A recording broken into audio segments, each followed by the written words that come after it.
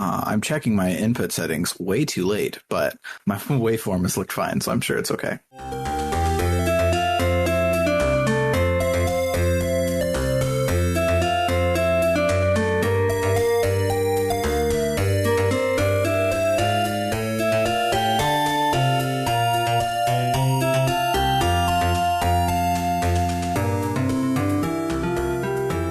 Welcome to RPG Book Club, the podcast where we play a little bit of a video game and talk about how it makes us feel. I am Sam Allman. I'm David Bernard Hauk. I'm Maddy Grace Webley. And today we'll be playing part 5 of Anachronox, covering the portion of the game that takes place on Hephaestus. But before we get into all of that, how was everyone's week? My week is, it's going. I've managed to make a bit of progress in the big assignment I have to do for the online course I'm taking so that I can work in a new career. It's a big, difficult assignment, but I'm making some progress. And also, I saw Lupin the Third, the First in theaters, in a theater with me and my friend and like 2 other people because it was a Fathom event and that's how those go. Yeah. And it was pretty good. That's that new CG one? Yeah. Yeah. It's sort of weird that it's CG because, like, they went to such great lengths to make it feel exactly like the 2D animation. Everyone moves exactly as you would expect them to move and stuff. So I'm like, it looks great, but I kind of feel like there wasn't much point in making it CG instead of 2D. Well, it's time and money. Probably significantly cheaper, yeah. Yeah. Not much. It doesn't seem to have much artistic point, though, even though it did look great and it was great. Mm-hmm.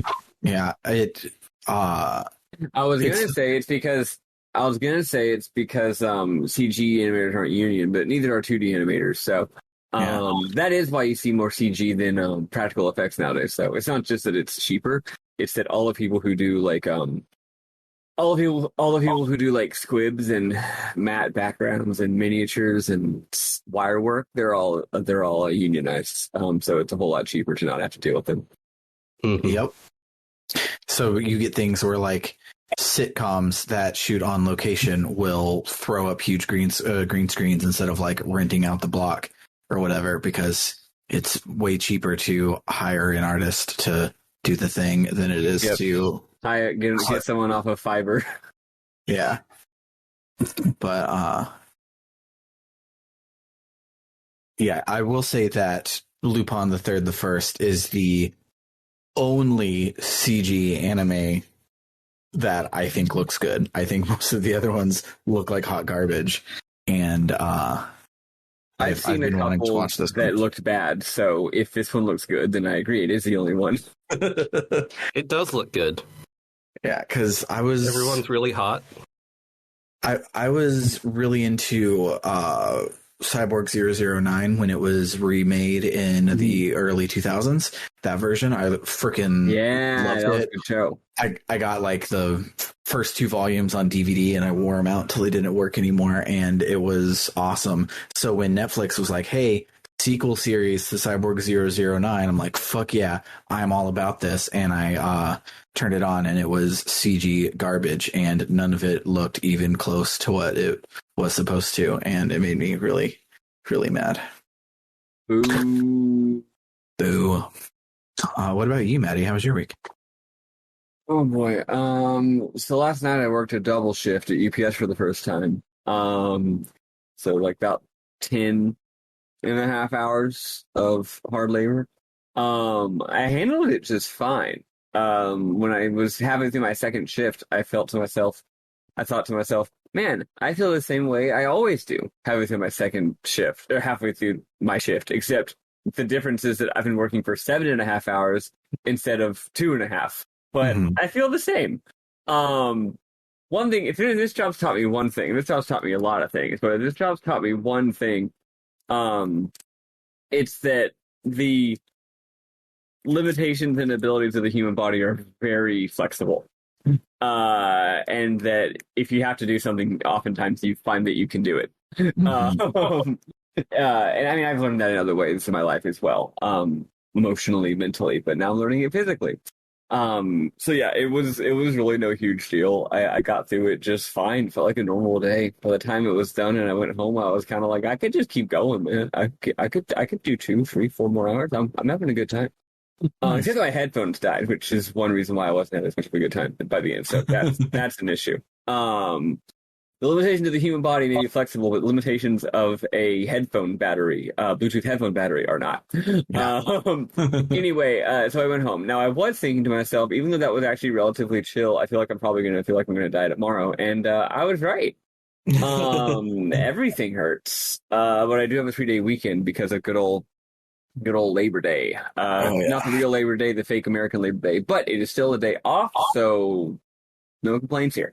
Right. Yeah, so that's the most exciting thing. Also, there's something else going on that I was going to tell y'all off the record, but then Sam got here late and then we immediately started recording, so I might tell y'all later. It's quite interesting. It's an issue I'm having it, more private issue that I'm having at work. Nice. Other than that, I don't even know what even did I do. Who fucking knows? Oh, that's right.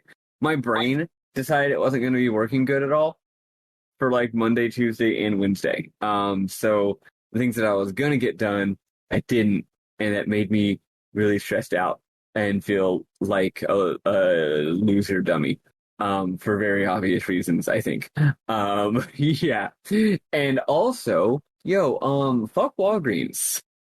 Yeah. God, I'm trying to switch from pills to injections for my hormones, which is exciting and fun. I got the prescription probably almost a month ago at this point, and then submitted it to Walgreens, and it's been weeks of literally just like, I call them, and they're like, oh, hey, there's an issue with your insurance, so we need you to give us all of your insurance info since you don't have it because you've got new insurance. And I'm like, yeah, cool, chill. Here's all the numbers. And they're like, cool. And I'm like, so can I come get it now? They're like, oh, no, we hadn't ordered it yet. And I'm like, okay, well, are you going to order it now? And they're like, yeah, it should be here in like 2 or 3 days. And then like a week later, I'll call them and be like, hey, what's going on? It says on the website that it's not there yet. And they're like, what's not there yet? And they'll be like, oh, there's an issue with the insurance. Give us all these numbers. And I'm like, it's a different worker. I'm not going to whine. I don't want to be mean to this poor worker. So I give them the same numbers I gave them last week. And they're like, cool, we'll order it now. And I'm like, did you just not order it first time? And then finally, yesterday, I called them. It has still not arrived. And they don't give me the insurance runaround this time. But they are just like, yeah, they don't have it. We'll have to order it. And I'm like, okay. And they're like, it'll be here in like 2 days or 3 days. And I'm just like, okay. I actually stopped them, and in the nicest way possible. I was like, so like, I've been waiting for like 2 weeks to get this medicine, and it keeps not happening. So like, is there a supply issue? Is something going wrong with wherever y'all get this from? Is there any way you could find out if there's an issue? Because just, otherwise you just say you're going to order it and it doesn't happen. And the lady was like, you know what? Let me see if I can talk to somebody. So she goes and talks to somebody. And then she said like something like the warehouse where we get it like actually is out. Like there is not any actually. So then she went and called some other people. Eventually, she was like, okay, I did in fact find a supplier nearby that does in fact actually for sure have it. And it'll be here in like 2 or 3 days. And part of me is like, I've heard this before. Right. But the other part of me is like, that lady was gone for a long time talking to people and very much seemed like she really did want to help me. So I bet we're good. But like, I don't know, what if this was like insulin or something, right? Like, yeah, it's just juice to make my tits big, but it's still important. And if you're, first of all, I ran out of hormones because I didn't get more pills because I was getting injections instead. So I ran out of pills, and I had to borrow some from my friend, but I didn't borrow too many because I didn't want to be a jerk, and I figured I would have it by now. And now I'm having to ration them, and in order to get myself to like next Tuesday. And when your hormones get off, it really messes with you. Actually, it doesn't mess with me. It doesn't mess with me too much. I'm a little bit resilient. But like my some of my friends, like they get super depressed if their hormones are off, or it totally messes with their mental capacities. Get super emotional in various ways. So it's just like, man, like I don't know. You can't just. You're a pharmacy. You have one job, and that's to acquire the medicine that I need. And it's been 3 entire weeks. And if you can't get the medicine that I need, you should just tell me that you can't get it, and I'll go somewhere else. Yeah. And like my I was going. So the numbers I have for my insurance, I got from my union person, because my actual card with all the numbers on it hadn't arrived in the mail yet. So I just got them from her, right? But it finally did get here in the mail, like about a week ago. And it got here in the mail, and it turns out that they do, the company that does this prescriptions insurance, also does mail order. And I was like, ooh, I could just do mail order for this. But I was like, well, I'm sure that the Walgreens is going to be ready in like 2 or 3 days. So it would be faster to just do that, and I'll do mail for next time. And now, a week later, I'm like, I should have just called Walgreens and said never mind, and then ordered this shit online. Like, anyway, yeah, and the problem is, you don't know who to be mad at. I don't want to be mad at the sweet the 3 different pharmacists who were just trying to help. And I'm sure whoever they were calling and telling them to send the medicine, I'm sure they were doing their best. But somewhere along the line, the system is not working, and it is making my life very difficult. That blows. Yeah, total. Like, I think it's. I don't need to check, but I think if I went and checked my Kaiser Permanente account, I would find out that the prescription was literally a month ago. Also, they told me that the syringes and the needles are going to be $12, when I'm pretty sure they should be free. But once I actually get to the pharmacy, I'll see if they're actually free, and if they're not, I'll give them someone to call and talk to, because it should be $0. That's why I'm working at UPS. Yeah. Anyway, that's my day. Yeah, I similarly had bureaucracy fuck me this week. So the first was my first day at my new job, and my new job is great. Except so you know how normally wait, isn't your new job just your old job, except you're not a temp anymore? Yes. So the people in charge of my various bureaucracies have changed, and those are what I have beef with. So that's why it's a new job, because it's the same position, but actually it's doing different shit now. Yes. Gotcha. Well, so just payroll stuff is all different, and it's gotcha. Sorry, I just wanted clarification. So my new job does a real dumb thing where so I get paid bi-monthly, 1st and 15th, or last day and 15th, but still. Yeah. And the dumb thing that they do is, most of the time, if it's 1st and 15th, the Sunday before those things is when the pay period ends, and so you get your shit in by Monday at 10. They approve it, and then you get paid on the 15th. Here, the deadline for all that stuff is the previous payday. So my stuff for the 15th, I have to turn in by the 1st, which again isn't such a big deal, except since this is a new position, I don't get paid until the end of the month. However, I get paid from my last job and COVID bucks, so the number of dollars coming in is okay. I also have a lot of, because I've been paying down my credit, so I have a lot of available credit instead of it just being bills every month. Like, I have the ability to let Future Sam pay for some things. So I'm like, okay, no big deal. I'll get my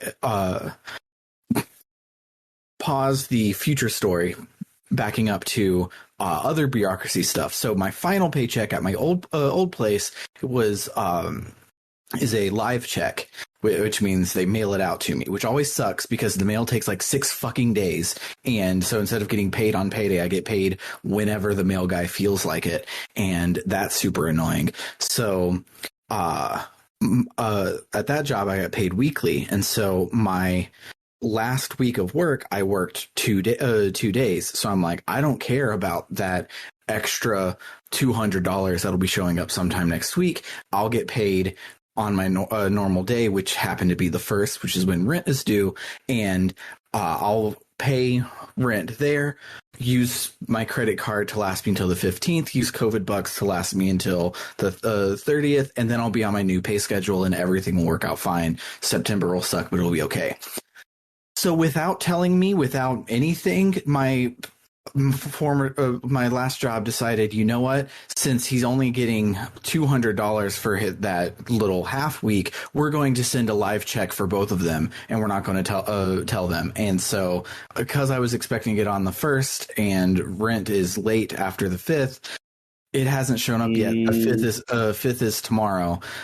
Monday is a holiday, so even if I got it today, I would not process until Wednesday. So I'm probably going to have to pay late fees and all this garbage, and the eviction moratorium is gone. So like, it's scary that I have to pay late fees and all of that jazz. And it's just like, these fucking bureaucracies suck. Like, I should be getting paid on the 15th for the work I do up until the 10th or whatever, and I should have gotten direct deposit, and all of these things are making my September really stressful. New job rules, though. Love it. Love everything about it is great. 100% of my benefits are paid. I get 4 weeks paid vacation. Like, everything is great. It's like a $500 a month raise is what I ended up getting, and it's fucking great and awesome, and it will be that in October. September sucks, and I'm mad at everyone. That's rough. I was gonna say I could probably like spot you or something, but then I realized it's a weekend, and transferring the money would take the same amount of time as you getting paid. So, never mind. I can't. Yeah, that's not a thing. Speaking of that, it is September now. August was the longest month in the history of the world for me. It really was. For me, I wasn't employed for most of it, so it just went by very quickly. I cannot believe, I cannot believe how different my entire life situation is than it was literally 1 month ago. It's pretty whack, personally, but. No, on to September. September. Oh wait, actually, y'all might have noticed that there's a lot of bad things happening. And I'm not going to talk about them because who gives a shit? I mean, I do give a shit, but whatever. We're here to talk about video games. But I did say to someone, because this happened in my own life a few years ago. Here it is. Someone was like, man, it's so crazy that all the crazy stuff's happening in Texas and New York, but also, at the same time, XYZ happened in my own life, which also sucks. And I said, you know what I always say? If it ain't a concurrence of external and internal apocalypses, it ain't September. So, welcome to September, everybody. Let's hope that it's a good one. Speaking of apocalypses, let's talk about the plot this week. Because we learn about 3 simultaneous apocalypses. We sure do. First, we've got to listen to some music real quick, and I'm going to briefly step out and get a refill of coffee, because it turns out I already drank all the coffee, and now I need more coffee.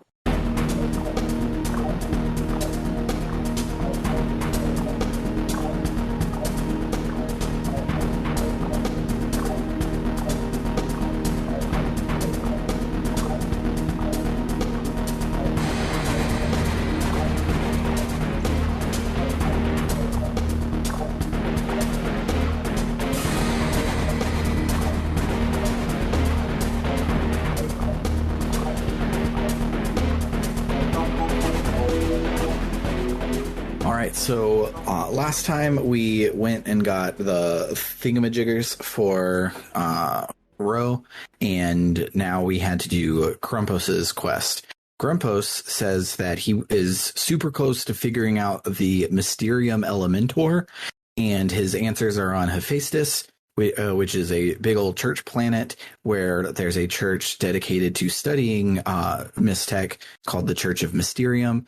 And if we can get there and talk to the Grand Mysterium, we can figure out how to access the Elementor real good and hopefully get some help with the future universe problem that we have. You know what that means, folks. Time to go to another planet full of annoying weirdos. Yep.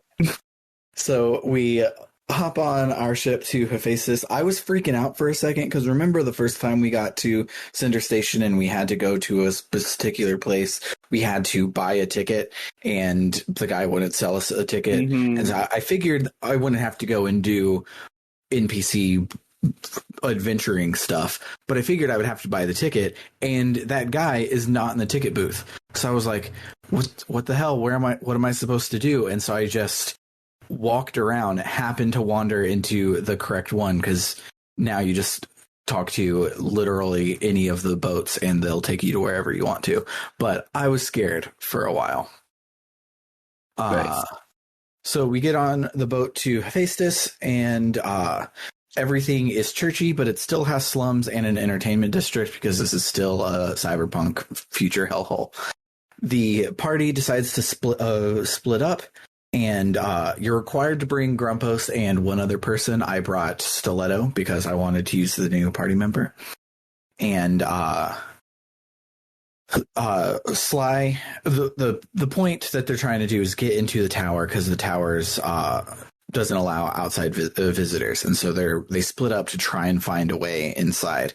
If this was a longer episode, this whole basically everything would be memorable moments, and I would just skip over it. But since this is all we played, we'll play by play it. So as Boots playing by herself, you can find a robot that's in charge of the like maintenance and deliveries for the tower, so you can distract him and get on board his train and get into the tower itself. That backfires immediately, and we are caught right away. And so the abbot, the leader of the church there, sentences us to work in a super dangerous part of the tower called the Mysterium Levant. And we're like, I don't want to do that. That sounds like deadly. What if I do something for you instead? And the abbot's like, well, we did just get robbed and you are a detective. So detect for us and then I'll get you what you want. And Boots is like, okay, does that let me get into the library? And he goes, oh, no, that just gets you not dead. He's like, okay, what do I do to get in the library? They're like, go do this really plot unimportant, we just like filler puzzle dungeon. It's actually really cool. I really like the puzzle dungeon, but literally nothing happens in it. So go and do that and get us a radioactive thing. So we do. So for the Sleuthin part of our play this week, I found out while looking through the guide that this is all randomized, which is really cool. So this might not line up with everything that we're doing, but I broke it down into the main beats, so it should still make sense. Mm-hmm. But you go and investigate the crime scene, and there's some dirt there. You go and tell the abbot, hey, I found the dirt. And he's like, I thought you were a fucking detective. You didn't find like fingerprints. You didn't find anything. You just saw some dirt and called it a day. He's like, well, Norman Malloy is a troublemaker around these parts. He's somewhere that's random. So go and talk to him and blame him. And we're like, definitely will do. So we go to talk to Norman, and Norman is like, hey, it is not me. It is Sister Angela who did it, and it wasn't her. And Sister Angela is also randomized, I think. She seems kind of important, so maybe she's not randomized, but it feels like she's random. So you go to talk to her, and she's like, and like every person, it's like a kind of like a demon negotiation where you're trying to get information out of them. And so it's a long, like, back and forth in the text boxes. And so the main thing you ask everybody is, do they recognize the dirt? Some of them have just like a circumstantial reference to it. Some of them have never seen it, but every person does end up saying, "Oh, don't ask me. You should go ask so and so." So Sister Angela sends you to Brother Lysaria, who then sends you to Thomas Litton. And I don't know if it's all the names are always different, or their position, or who they are. But one of them is a Mystech seller, and everyone there basically thinks that they are only pretending to be a part of the church so that they can steal artifacts and sell it. And that happened to be who mine was. Mystech seller? Yeah. I'm going into battle, and I require your finest Mystecs. So you eventually get pointed all the way to the librarian, who confirms that the dirt from the tram and the crime scene are the same.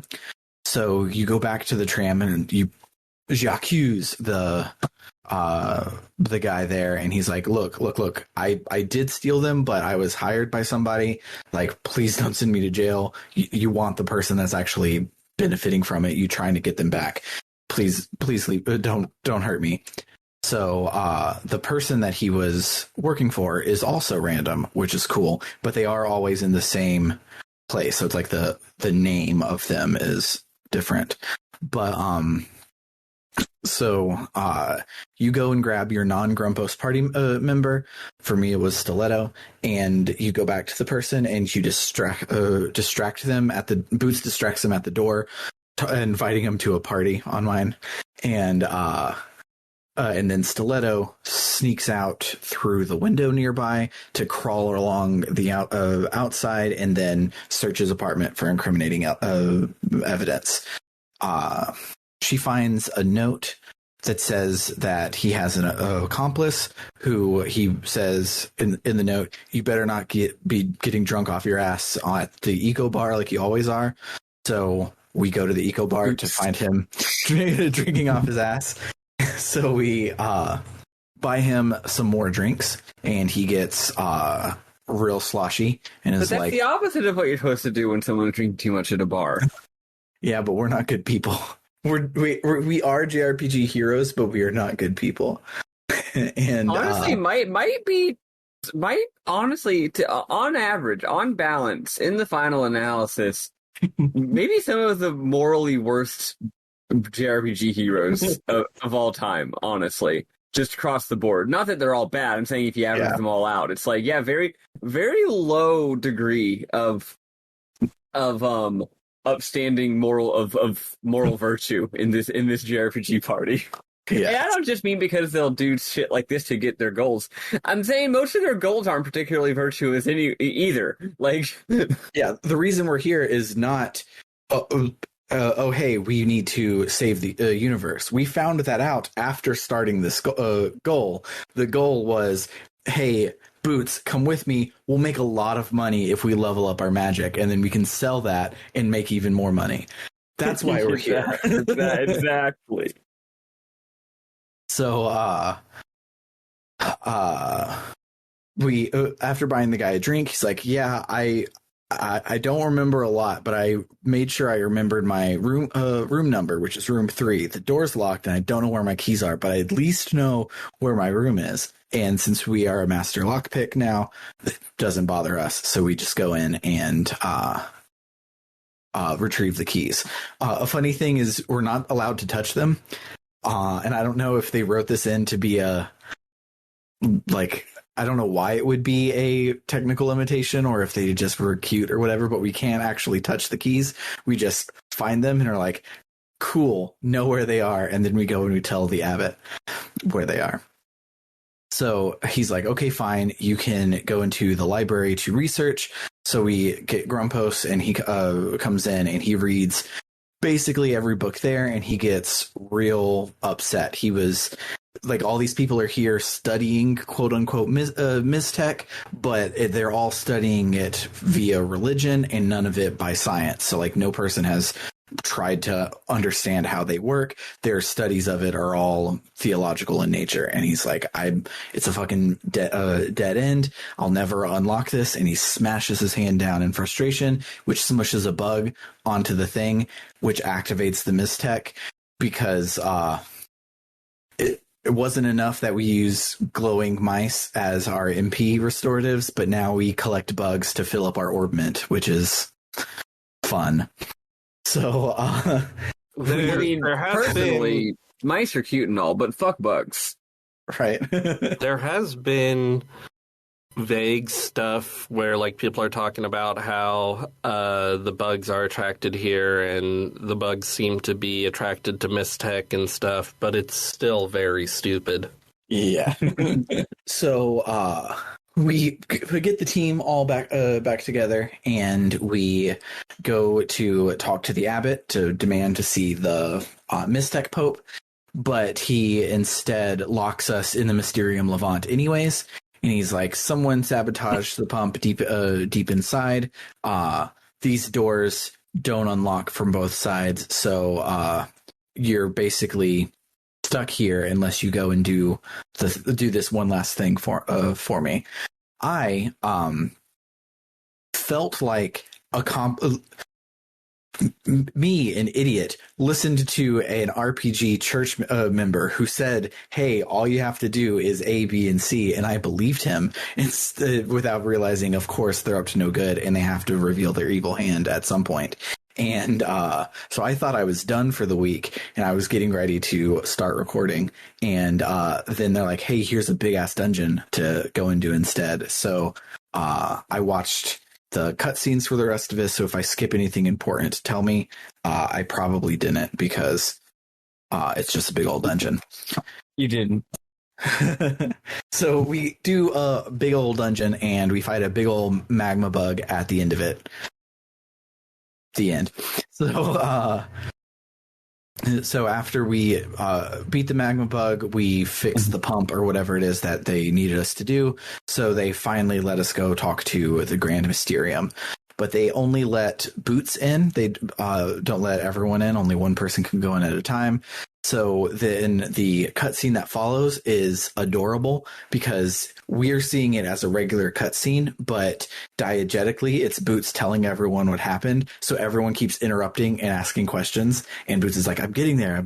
And it's adorable. So the scene involves us talking to the Pope and we're like, hey, we solved one of your 9 enigmas, which is like a central tenet of your faith. We know where mistech comes from. And he's like, you silly idiot. That's the one that we already know. And let me tell you everything that I know now. And so apparently chaos and order are the two gods of the future universe that hasn't happened yet, that has been sending stuff back to fuck us up. And order banished chaos to our universe, so chaos is mad about it and he's fucking shit up. So chaos is trying to get to the previous universe. Once he's there, he can alter the future enough to make our universe never happen, because if our universe never happens, then neither does the future universe. So he'll get a one-up on order and can go and live his chaosy, destructive life. Basically the plot of Final Fantasy 1. I haven't actually beaten Final Fantasy 1. Okay. Just so you know how there's no plot in Final Fantasy 1? There certainly is at the ending. Yeah, just so y'all know, I'm not actually just making shit up. Final Fantasy 1 is, I don't know how many hours it is long, but first of all, it's not a great game, so you don't need to play it anyway. But 95% of the game is just going on fetch quests to get the next thing that you need to, like, get the MacGuffin or get a ship or do a class change. And then literally, remember how at the very beginning you fight Garland in his little castle? You have a little intro scene? Uh-huh. Well, at the very end of the game, you go into a little forest with a bunch of, like, ancient wizards standing in a circle, and they tell you the whole plot of the game. And basically, it literally is that Garland is actually this dude named Chaos, and it does involve literally chaos going back into the past in order to do a complicated time loop to defeat some other guy. Wow. So it's actually very similar to this plot here. Nice. It's basically like, yeah, the four fiends that you had to fight, they're like from the past, but Garland is from the future. And he has this time loop where he goes into the past and transports them into the future. That way, and then they send him back into the past, thus making a loop. So even though you killed the fiends, you've killed these versions of them, but the whole point is that Garland then later goes back to the past and gets the past versions and sends them forward so that they're not dead anymore. And it's this whole fucking thing. And anyway, as you said in the chat, I have to kill Chaos. Yeah. See, I didn't know enough about Final Fantasy 1, but I made the joke about Stranger of Paradise Final Fantasy Origin, and that was how I was going to end the episode. So, yeah, that's what we got to do is go kill Chaos. So, Boots is like, why didn't Order send us any like reinforcements or anything? Like, how do we go kill a god? And he's like, oh, well, Order sent back Mistech. Mistech is matter from the future universe that gives the chosen ones superpowers. And we're like, oh, since we can use the Mistech to give ourselves superpowers, then we rule, and we did it. So we are the chosen ones. So Boots decides that he is going to be a JRPG hero and go and kill a god. And in my notes, I said, leading to the events of Stranger of Paradise Final Fantasy Origin, which we will play next week. Wouldn't it be hilarious if we just... that game looks fucking great. Yeah, I didn't play the demo, but it looks great. Yeah, wait, is the demo on PS4 or just PS5? PS5. There used to be a demo. Yeah, it was one of those timed ones. Yeah. Yeah. I thought that it looked real good, and then a lot of people were like, oh, it looks like it'll be real bad, and then the launch of the demo was like garbage. But then when you actually could play it, everyone was like, oh wait, no, this game fucking rules. This game's going to be legit. And so it might be my first Soulsborne game. I might actually... people are all like, oh, the character designs aren't good. What the heck, Tetsuya? No, I'm sorry. You don't understand fashion. Those boys are dripped up. Some people don't understand that fashion doesn't have to mean having a billion little dangly things. Mm-hmm. Fashion can be wearing some cool clothes that a person on the street might wear. I think the main character's fit is a little bit too low key, maybe. But no, they're dripped up. Tetsuya Nomura has his fingers on the fucking pulse. And he's always 10 years ahead of everyone else. So remember back when we used to think he was dumb in like 2002, and then a decade later we realized that he was always good. Same thing. Yeah, and everyone who played the demo, it's a dress sphere system anyways. So like the different weapons and loadouts that you do change your outfit. So it's just kind of like in Final Fantasy 14. Are they all still like low-key hip street clothes though?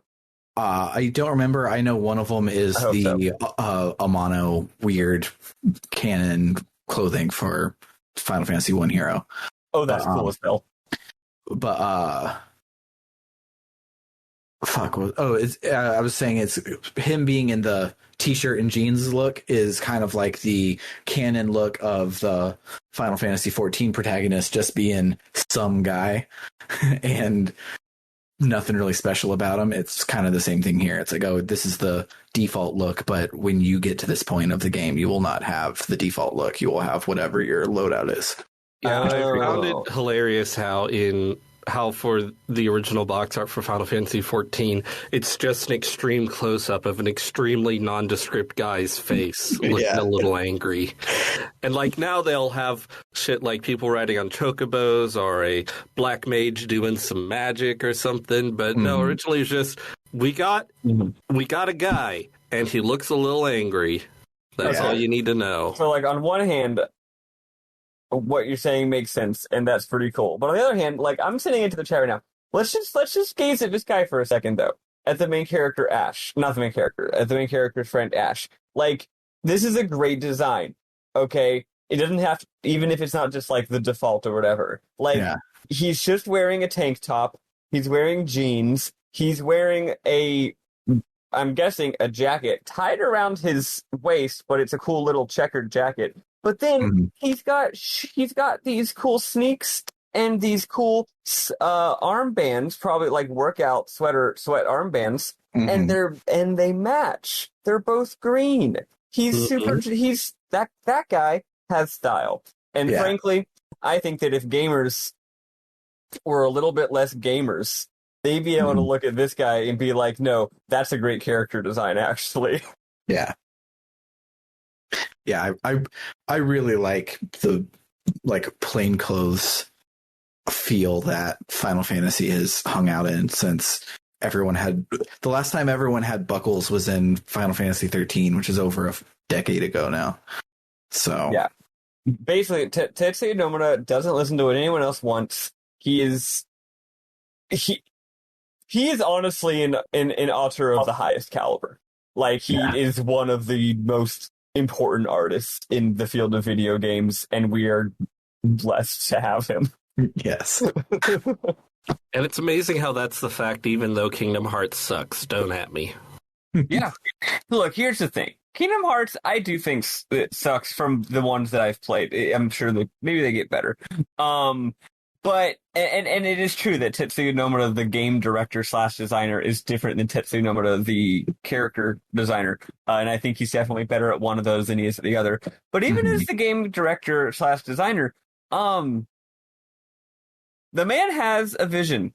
You cannot say he does not have a vision, and that he does not make absolutely insane horseshit in service of his extremely idiosyncratic vision of what a fun video game is. And I mean, he co-directed Final Fantasy VII Remake, so that's true. That's an amazing game. I've got a feeling that probably is just him having his name on it because he's so important and beloved. Like, I don't know how the development of that game actually went, but like, the other guy was the guy who's been responsible for so many great games lately, and the other guy whose name I'm blanking on was the guy who like was largely in charge of like the FF13 series and other stuff. And it's like that if you look at the games that guy has made, you're like, okay, FF7 Remake is clearly made by the same has the same head guy, right? It's got a lot of the same preoccupations, ignoring of course the fact that games are made by teams, of course, and it's all a team effort. But like, yeah, part of me sees the Tetsuya Nomura thing in that director role, and I'm like, I feel like you probably just have your name on that. Yeah, I love Nomura, including Kingdom Hearts. I cried it several times in Kingdom Hearts 3. But I cry every time I play Kingdom Hearts 1. But because it's so bad. But he also, his other brainchild is World of Final Fantasy, which is phenomenal, and it feels and the world ends with you. True, but World of Final Fantasy specifically feels like the good parts of Kingdom Hearts, which is awesome, and everyone should play it. But maybe we'll play it for when our Square moratorium is over, because it's a weird ass side game. So that's anyway. In conclusion, more like Stranger of Drip on account of the outfits. Yeah, no, they are no stranger to drip. So let us listen to some more music. There was quite a few really good ones this week. The music on Hephaestus is so good. Yeah, it really is. So we'll listen to that, and then we will talk about our memorable moments.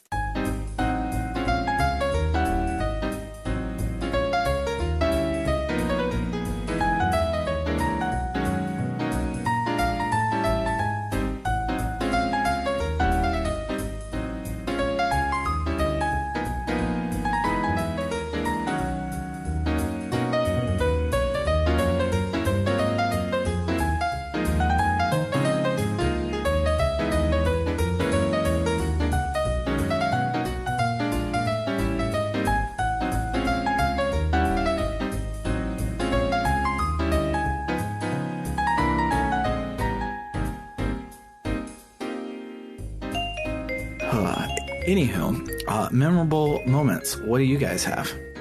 So there's this cute thing about how since Mystech has awakened, which we don't have a clear idea of how long it's been since that happened, but since Mystech has awakened, I think since then, maybe before then, anyway, Hephaestus is like hyper commercialized, and the Mysterium is selling a bunch of shit. Like, they're selling Mystech, they're selling t-shirts and stuff, and like when you try to go to the tower, he doesn't let you in, but he's like, but you can have a t-shirt, and he has this cute animation of holding up a t-shirt and waving it at you. And so I talked to some Mystech sellers, and I talked to one of them, and he seemed pretty upset about the fact that he was having to sell Mystech. He was like, I can't believe I've been reduced to this. But I look at his wares, and I decide I don't want anything, so I close the window, and he says, "You've made the right choice. Buying Mystech is sacrilege." He says, selling Mystech. Oh, he's saying like buying it is sacrilege. Like maybe it's supposed to be, like not commercialized or something. Yeah. Yeah, I just found it really funny that there's this cute little dialogue for if you look at what he has to buy, but and then don't buy pick anything. Yeah, that is nice. Other than that, I don't know. Not much happened. I really liked the ending scene where it's cutting between Boots talking to the Grand Mysterium and Boots talking to the party. It's really well done. In addition to what Bernard was saying, another guy says that basically, before the Mystech became active, like the Brotherhood still existed, but they were just like a weird cult who was into Mystech, and everyone was like they still were kind of popular, but that like they were. I mean, they were a cult hawking bullshit that was all made up. Like they're like, buy this Mystech, it's amazing, and then they would trick people into doing it. And then now it's like, oh, turns out that the weird cult / snake oil salesman who have all the Mystech, turns out the Mystech does do something actually. That's a lucky coincidence, which is quite cute. Yeah, so one of the stores you go to is called Ed's House of Crap, which is just a nice name for a place. Got all types of crazy crap. Exactly. Reminds me of the line from Space Funeral where look at all this worthless shit, Ed. Look at all this worthless shit. Yeah, exactly. Also, at one point, we find out that the Mysterium has been cutting their Mystech with other stuff. Because this one guy said that he bought some Mystech, but it turns out it now makes him bleed bubbles. And he's constantly got like little bubbles coming out of him, and he's like, "Yeah, I just bleed, and the blood turns into bubbles now. I'm hoping this is temporary." So apparently, in order to get, they're diluting the Mystech by putting in like baby powder or cocaine or something into their Mystech. So bad on them. What do you got, Sam? So there's a playable arcade. I only dabbled because I was sprinting, but I really love when games have a playable arcade, even if the games are bad. I like the idea of like having diegetic mini games instead of only having stupid ass mini games. Yep. But sadly, you don't get to play Outrun, so this game is not as good as Shenmue. Another thing that I really liked is last week Bernard shared that there's a speed up button, which is on / and I have on my computer the program Auto Hotkey, which lets you remap your entire everything. And so I remapped / to the button on the side of my mouse. So I now have, as if I were playing a modern day remake of an old Final Fantasy game, shitload speed all the time, and it's great. And I recommend doing that because the worst thing about this game is just the super slow animations, and so speed that shit up, and it helps me get caught up to basically where we were after not playing it all last week. So that owns. But other things that I really liked this week. So I'm playing with the AI upscale mod. So the t-shirts say they have a big like the Brotherhood symbol is like a 8-9 pointed star, something like that. It's a bunch of points on it, and underneath it says "I saw Hephaestus," which I liked. But let's see. Well, I got another one. Go ahead. A character. There's a nun. The nuns have really good outfits in this game. The nuns are hot. The nuns, well, like, yeah, they're hot. But that's not just me being a lesbian. Like, the monks have very boring monk outfits, and the nuns have like nun outfits that are also really, really cool looking. It's kind of unfair. The monks need to step up their game. But yeah, this nun is talking about how she's so excited to join the Brotherhood of Mystech or whatever. And someone's like, wait a second, they let women join the Brotherhood? And I'm like, hey, as someone who is also in a brotherhood, the International Brotherhood of Teamsters, it is totally fine for women to join brotherhoods. I felt seen. Yeah. There's also another guy who bought some Mystech, and he talks about how you shouldn't buy Mystech here because he bought some Mystech here, and it, as soon as he tried to use it, it transported him to a random place on some faraway planet. And he's like, what if it had been an uninhabited planet? What if I'd been transported into empty space? So I came back here to complain about this Mystech. And besides, look how weird it looks. And then he immediately disappears. Oh, yeah, that reminds me. Sam, you forgot to mention the whole gimmick of this planet. So instead of being really into, like, fake bad parliamentary procedure or being into other stuff, the thing about Hephaestus is that they all yammer the same way that Grumpo yammers.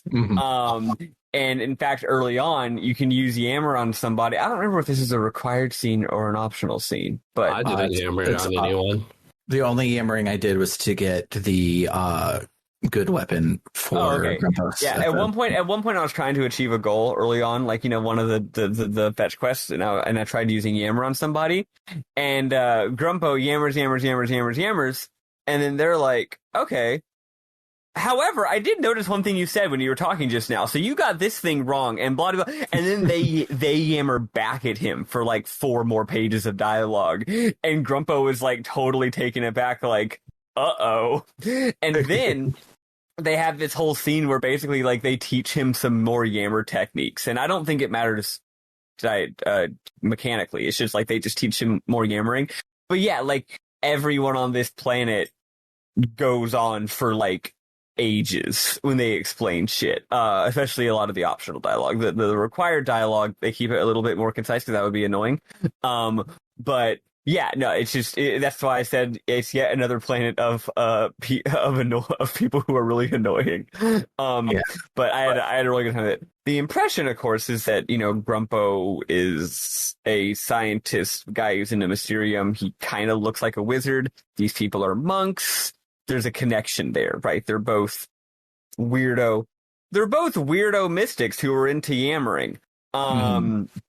Let's not think about the stereotypes being deployed there. But yeah, no, it's a good time. So I remember the one that cracked me up, and I loved it. So you finish the whole detectiving thing, which, by the way, the fact that it's super like randomized each time is awesome. Like, I just went and I looked at the screenshot LP on the LP archive, and theirs is completely different, and it's not just their locations are changed, but like the people are changed, the evidence that you find is like tailored for each of the different people that could have done it and stuff like that. And that's super cool. I love when games are pointlessly like complex like that.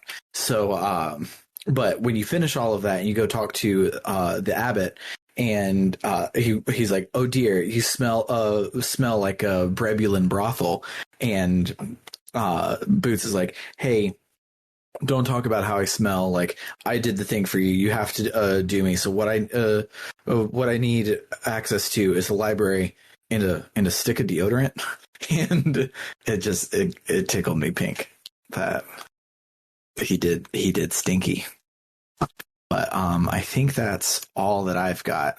Besides, there's a bunch of kids all over the place that are just like playing with Mistech and causing a ruckus, which I thought was really cute as well. Oh, and a kid in the arcade who is like, "I'm sick of these retro games. The graphics suck." And I'm like, you know what, kid? You're right. Oh, I just remembered. I didn't write this down, so I'm not sure how accurate it'll be. But one of the arcade machines is called Pooper, and there's a little kid crying in front of it. And I talked to him, and he said it won't stop pooping. And there's an adult next to him, and I talked to the adult, and the adult said, maybe we should put in a quarter. And yeah, I like that. I hate it, but I like that I hate it.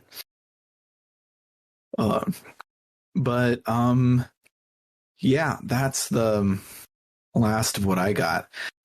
Big recommend to either having someone press the backslash for you while you're walking around, or mapping it to your mouse so that you can zoom and play this game. I really enjoyed that. And you don't have to do any of the cheat codes. I did do the cheat codes because I ran up against a door where I needed somebody's improved world skill, and I didn't feel like going to find it, so I just put in the cheat codes to increase my world skill.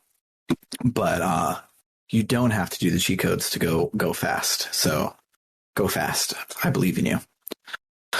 But that will do it for the week. If you liked what you heard today, you can hit us up on the web at www.rpgbook.club, where you can donate to keep the lights on and vote on our polls to decide what games we play.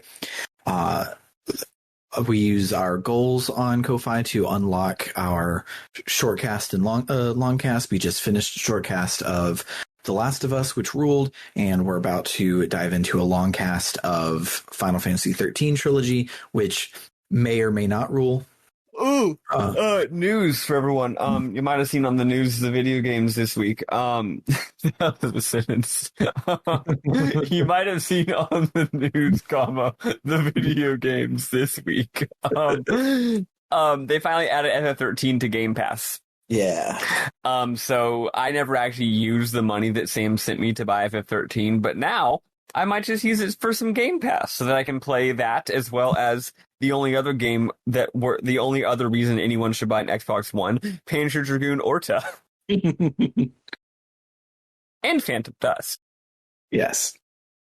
But yeah, if everyone who donates also gets access to our Book Club no Kaseki episodes with me and Bernard and our sweet son Matt, where we are playing the longest of longcasts, where we play a little bit of the Kaseki game every 2 weeks, and that'll take us about 4 or 5 years to finish. So come check those out. And otherwise, I think that's it. So next week, we will be playing until I think we have about three left. So let's do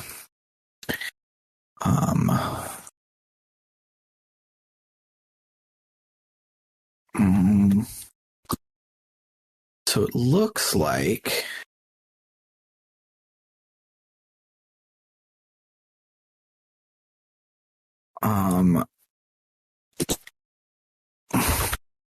we will go to the surface of a planet we have visited before that is an extended Star Wars reference, and we will leave that planet. So on our way towards trying to get to Olympus, we will end up on revisiting a planet on accident, and we will leave that planet and continue back on our way to get to Olympus next Did week. we actually ever say that the Grand Mysterium told us to go to Olympus, the planet of death? We did not. I forgot about that. But yes, that is where we are headed next. To kill chaos, we must go to Olympus, the planet of death. Where everyone dies if they go there. So, cool. Can't wait to die. So, yeah, that's where we'll stop next week for RPG Book Club. I have been Sam Allman. I'm David Bernard Hauk. And I'm Maddy Grace Webbin. Toodaloo, folks.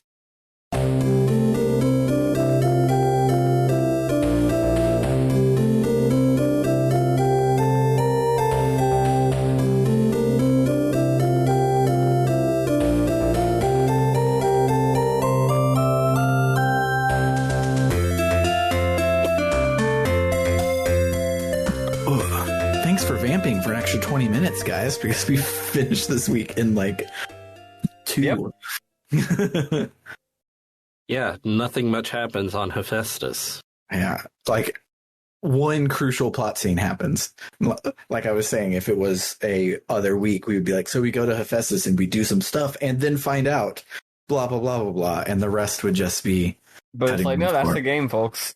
Yeah, the whole quest of finding out who stole the shit is not worth talking about for more than a sentence. And I had to vamp on it for 20 minutes. Yes.